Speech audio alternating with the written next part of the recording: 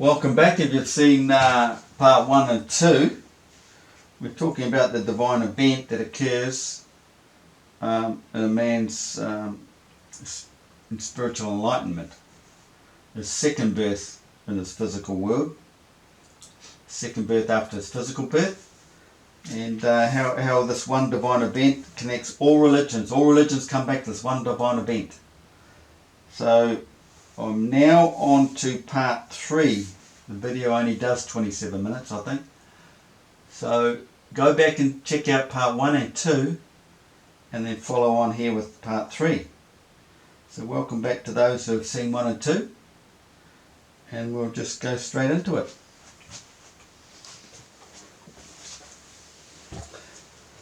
We finished up in the last video mentioning Akhenaten and his rule. He supposedly ruled for 17 years, which is rubbish. Those historians, they have no idea what the Egyptians have left us, or what anything refers to.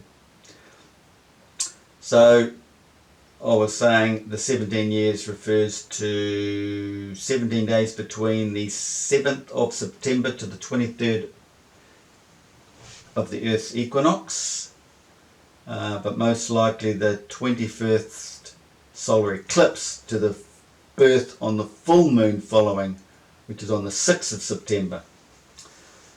The 17 years could also represent 17 degrees, maybe. Does the sun move 1 degree a day? So 17 days later, 17 degrees. Bit of guesswork there, I'm not sure about that. And this time by the sun too. Egyptologists and historians don't really have a clue about what the ancient Egyptians are telling us. Their version is fantasy, especially aliens in spaceships and the spinning ball. What was that guy's name? Just through his video. He's quite a few, he goes right into it, but it all pulls back to spaceships and way out there in La La Land and aliens and all this sort of stuff. Yeah, anyway, let's go back to the beginning of my story here, to the Islamic religion and Ramadan. In the Bible, it basically says at one point, the new moon has no real significance.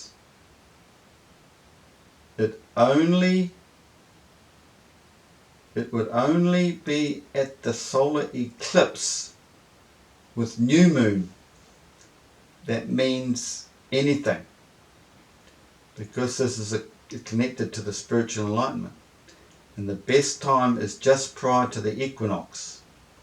It is this early springtime that represents the 5 holy days. The 5 holy days that Aya or Ra allowed Nut, the moon, to give birth, spiritual birth, to a man. 2.5 days each side of the seasons at the equinoxes, when the sun is at equilibrium before moving up or down in the seasonal change. Remember, this is how the seasons change, like this.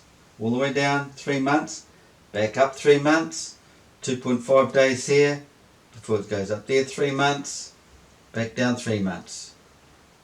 That's how it works. But at the same time as doing that, it's turning like this, slowly drifting up, slowly drifting down. You won't get that in science, not in the spinning ball BS. So what have we got here? Connect to the spiritual. It is this early springtime that represents the 5 holy days. At the equinoxes, when the sun is at equilibrium before moving up each of the seasons. At the equinoxes, when the sun is at equilibrium before moving up or down in the seasonal change. 5 holy days, going back to Islam again, 5 holy days being the 5 pillars of Islam. But there are several things regarding 5 of they do during Ramadan. they spend a month fasting during daylight hours for this month, starting at the crescent moon. According to Islam, the Quran was sent down to the lowest heaven during this month, thus being prepared for gradual revelation by Jibreel to Muhammad. Therefore Muhammad told his followers that the gates of heaven would be opened for the entire month, and the gates of hell, Jahannam, would be closed. And this Johanan, there's a word that's used in a lot of myths and religions that start with J, the big long word. Can't remember it. It's the same thing in all religions. So they're saying the gates will be open. I've done a video on the gates being opened. Check out my other videos. Now they say the whole month, so they're referring to that first month. It'll be spring. That whole month, spring. Everyone looks forward to spring, don't we? And it also reverts to would be closed. This is the Red Sea story in the Bible, where it's opened and then closes back. These are the two skies. This is what happened to the two skies. Southern and Northern Hemisphere, they actually part a little bit, then close back up again. But in a man's spiritual awakening, his claustrum slithers, tight slithers like that, they open a bit. That's another video I've done recently. That's to do with the human brain and spiritual enlightenment. When the pineal, the water around the pineal gland gets released and floods through the system. Let's go back up here.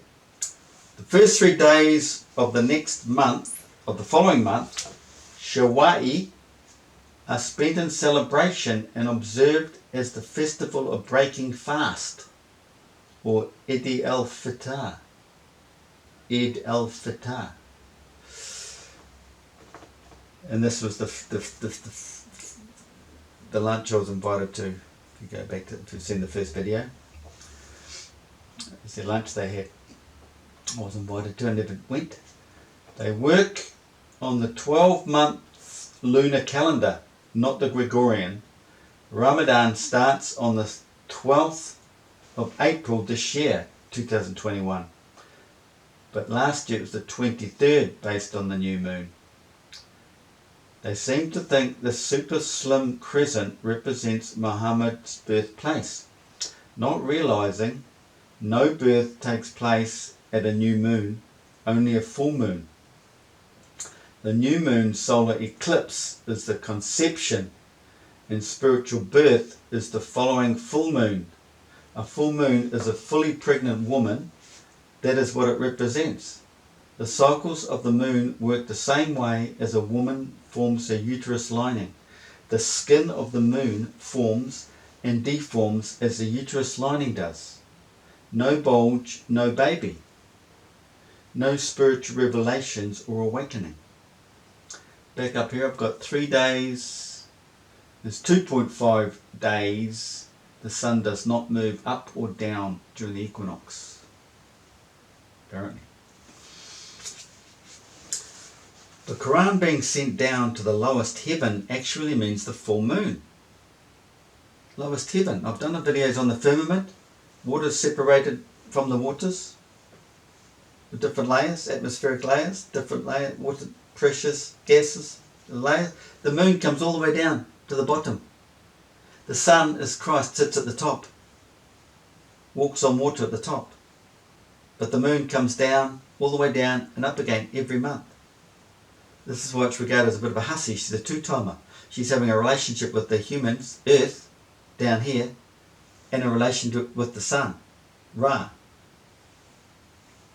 So he's spelled it out there. It's a full moon. When it came down at full moon. There's no new moon. They seem to think... Let's go back up a bit here. I've lost my place.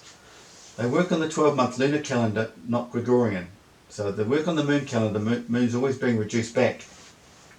Moves back 11 days each year, I think it is. So this year it started on the 12th of April, blah blah blah. Last year it was the 23rd, based on the new moon. They seem to think the super slim crescent represents Muhammad's birthplace, not realising no birth takes place at the new moon, only a full moon.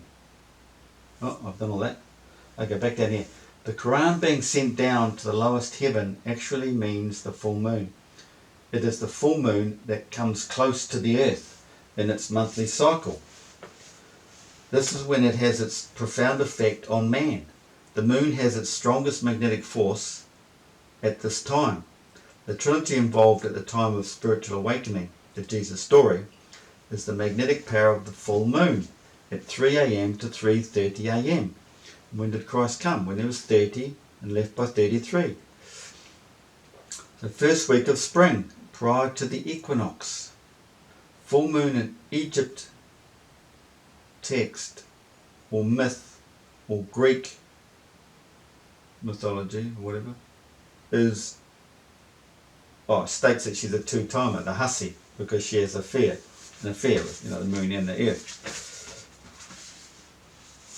What are we going to now?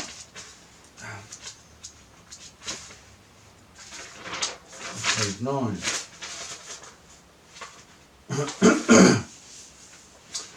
Here we go. Like I said, I could have written a book. I probably should. Someone might beat me to it now. They have all my information. So Earth/Jeb. This is the relationship she had, the moon, with the Earth, Jeb, and the sun. Because she travels to and fro as she phases neutral to positive. Her positive attraction to Earth is because Earth is negative. The sun being positive, the moon phases back neutral to not be seen at all. It has dissolved, just like the uterus lining. It is not shadowed by any mystery science fiction BS. If any man studies the termination line of the moon's phases over just a couple of months and thinks it is being shadowed, needs his head read. Also, for a man to track a star in the southern hemisphere with an equatorial mount and think it is the earth moving under him and not the rotation of the southern sky moving around the northern sky just proves he is brainwashed of any common sense. You'd have to be pretty flippin', this is indoctrination, see? To think, track a star and watch it go like this as that revolves around, the southern rotation revolves like this around the northern rotation. The northern one's central, that stays there and turns, doesn't move off its axis. Polaris at the centre, that's the sun, straight up from the sun. But the southern one, it doesn't go like that. It does this turn, but that motion, that turn, there's a full 60 rotation at the same time as it's done the 360 rotation around this way. So it's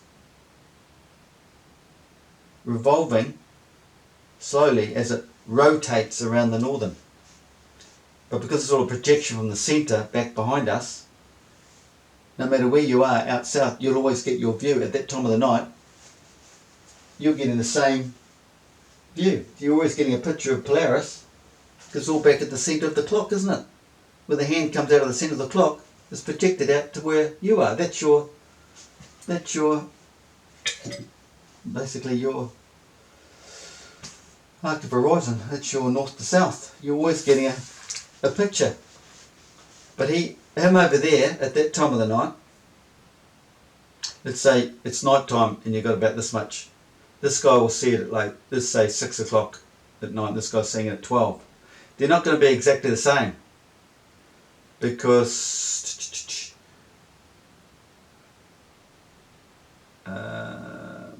not hard to explain now, but anyway, from here to there, it's revolved this much. It's still central, but it's gone like that a little bit by the time it gets to him.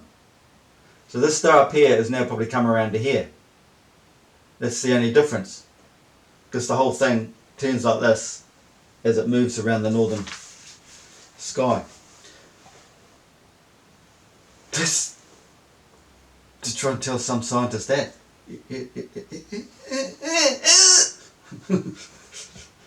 Okay, back to Islam. Connection to the equinoxes.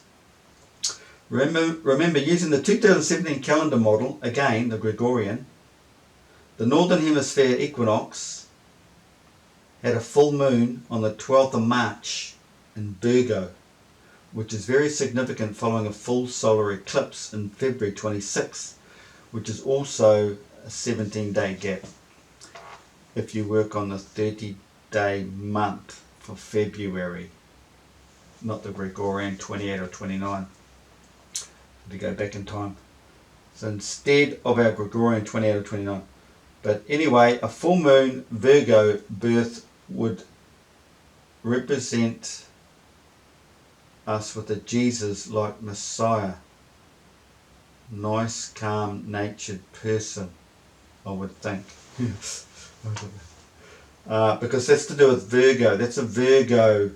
That might have been, that solar eclipse might have involved Venus. When the September one is Mercury alignment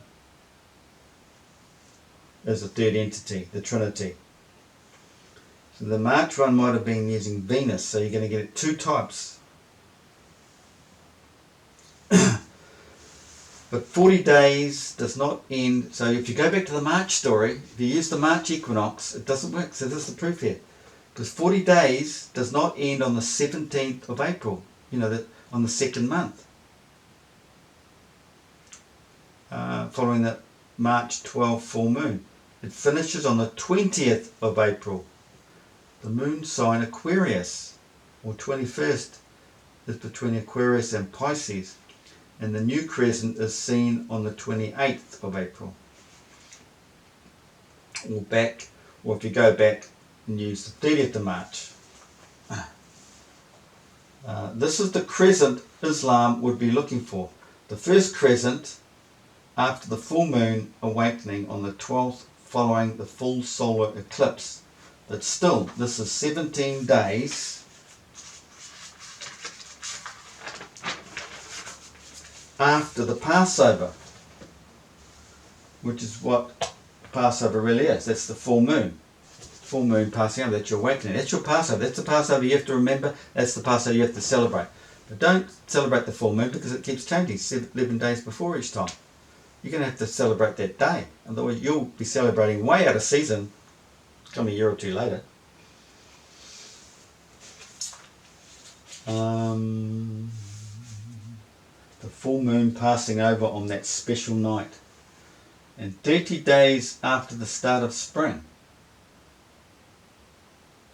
The real new year. So I would say because Islam celebrate for a month or fast for a month, I should say it would be for the coming of spring, celebrating spring, as all cultures once cherished, but not a whole month. At the end of the day, what religious people are doing is celebrating some other man's divine experience, one they have not gained themselves. In the case of Christianity, I would say 99.99% wouldn't have a clue what I'm talking about or truly understand. John 3 verse 5. Go back to that. Putting water on your head doesn't cut it. And in Islam, you are not supposed to go to Mecca on behalf of someone else because it is of no benefit to that person not attending. Yet they are celebrating someone else's event anyway by going to Mecca. Muhammad's. But what day in particular? Muslims turn 5 times daily in prayer towards the Kaaba and walk around the Kaaba 7 times.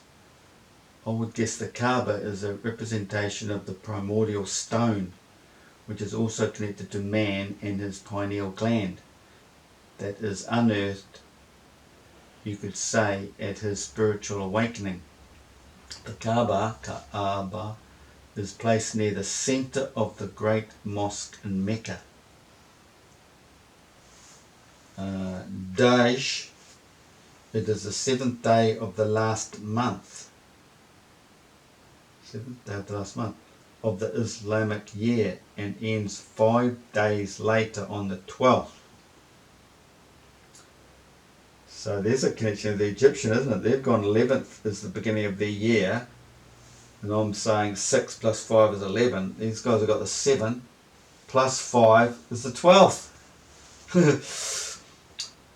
It is the fifth of the fundamental Muslim practices and institutions known as the 5 pillars. As of 2020 to 21, the Islamic year was 20th of August 2020, August 9th of August 2021. So I would say they are celebrating the same event and combining the beginning of spring and new year and the solar eclipse of the 21st of August. The full moon on the 6th of September, the beginning of spring, is noted as the rising of the sun and S-U-N and S-O-N. Spring brings the beginning of new growth. A son is born on this particular occasion, and it also comes back to September spring, not March northern spring. Hope you understood that. The new year always began at Aries, the full moon, on the 6th of September, ended in Pisces, and entered Aries at 8:01 a.m. So this is the moon. This would be the moon, won't it? So the new year always began in Aries. The full moon on the 6th of September, ended in Pisces and entered Aries. Yeah. That's the beginning of September, isn't it? Beginning of the year. Of the year, way back in the day. The beginning of spring.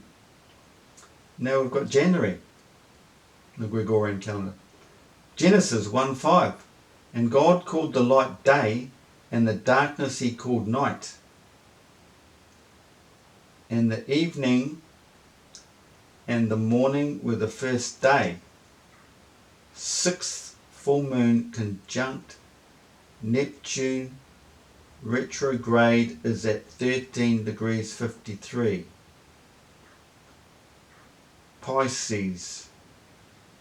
So Neptune is between the full moon and the back of the sun. What has that got to do with Genesis? So I was going to look into that further, thinking the evening and the morning were the first day. Evening and the morning were the first day. So back then they could have both come into Aries, gone from Pisces into Aries. So it's still night, so it's early morning, and the next day was the first day of the year into Aries, you see. Search Astrology King. Search Astrology King online. Astrology King. Full moon, 6th of September 2017. Freaky synchronicity is what it was called. Mercury, Venus and Mars all on the picture. Plus Neptune, etc. etc. So this was 12 crowns, 12 stars on a crown or something, Virgo at this time of the year, at that precise moment. Then you have Earth Sky for the 23rd, 9th, 2017, not the 6th. Yeah, so that's slightly different. They talk Earth Sky, they're talking about the 23rd equinox, what happened on the equinox, not being a divine moment, because they haven't gone back to the 6th, they don't know it, see? Things would have been more aligned on the 6th of September, not the Earth's equinox. Virgo, a woman clothed with sun, to the 23rd. Sun in Virgo on the 6th of September. Moon Aquarius into Pisces, Sun Leo into Virgo. Well, I just made some notes here. What have we got here? And then I'm supposed to draw a picture. We'll draw a picture. Let's draw a picture. There's the cosmic egg. The sun was here. There's daylight. This is when you get new moon. So we got the moon, new moon. You got Venus, moon, and Mars all lined up there. And back here, oh, this is where you have full moon normally.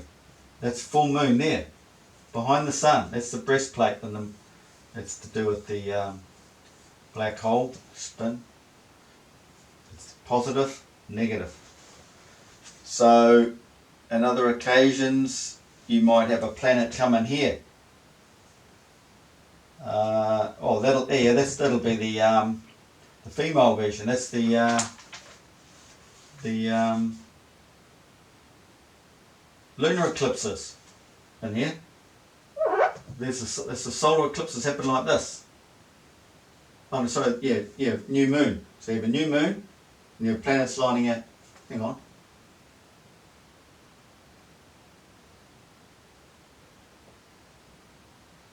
Or might have that wrong actually. Those planets might be back in here. New moon. No, they'll be out there. Because the new moon's close into the sun. That's its closest point. We think it's that's the light. It's right in that's in the face. It's the same size as the sun. And the little planets there. That's the moon. There's the little planets.